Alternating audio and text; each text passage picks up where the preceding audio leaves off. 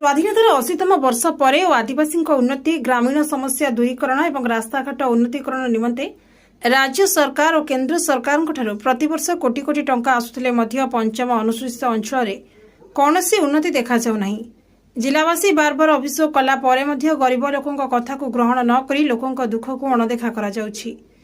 ତେଣୁ ସମାଜସେବୀ ଶ୍ରୀ ଲଳିତ ନାରାୟଣ ମାଡକାମୀ ଜିଲ୍ଲାର ଉନ୍ନତି ଏବଂ ରାସ୍ତାଘାଟର ସମସ୍ୟାଗୁଡ଼ିକର ତୁରନ୍ତ ସମାଧାନ କରାଯିବା ନିମନ୍ତେ ବିଡିଓ କାଲିମେଳାଙ୍କ କାର୍ଯ୍ୟାଳୟ ସମ୍ମୁଖରେ 6ଟି ଦାବି ପୂରଣକୁ ନେଇ ଧାରଣାରେ ବସିଛନ୍ତି।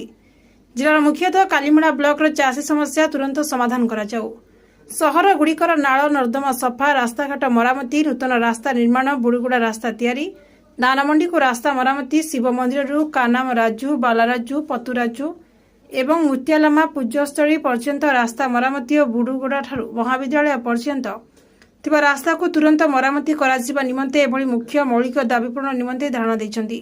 ଦାବିଗୁଡ଼ିକ ପୂରଣ କରା ନ ଯିବା ପର୍ଯ୍ୟନ୍ତ ଧାରଣା ଭଙ୍ଗ ହେବ କି ନାହିଁ ଆଉ ଆସନ୍ତା ସମୟରେ ଗଣତନ୍ତ୍ର ଆଉ ସାମ୍ବିଧାନିକ ଅନୁସାରେ ଜିଲ୍ଲାବାସୀ ଓ ଜିଲ୍ଲା ଆଦିବାସୀ ମାଲିକ ମୂଳନବାସୀ ଯୁବଗୋଷ୍ଠୀ ମଧ୍ୟ ରାଜରାସ୍ତାରେ ଓହ୍ଲାଇ ଚକା ଅଖ ବନ୍ଦ କରି ଅହରହ ଆନ୍ଦୋଳନ କରି ଧାରଣାରେ ବସିବେ ବୋଲି ନିଜ ମନ୍ତବ୍ୟ ରଖିଛନ୍ତି।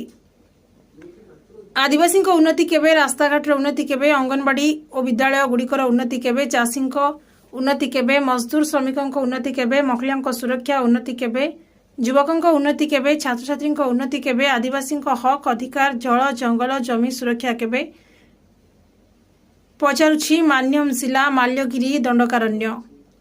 ମାଲକାନଗିରି ଜିଲ୍ଲାରୁ କୁମାର ଚାଲିଆଙ୍କ ରିପୋର୍ଟ, ଏସପି ନ୍ୟୁଜ।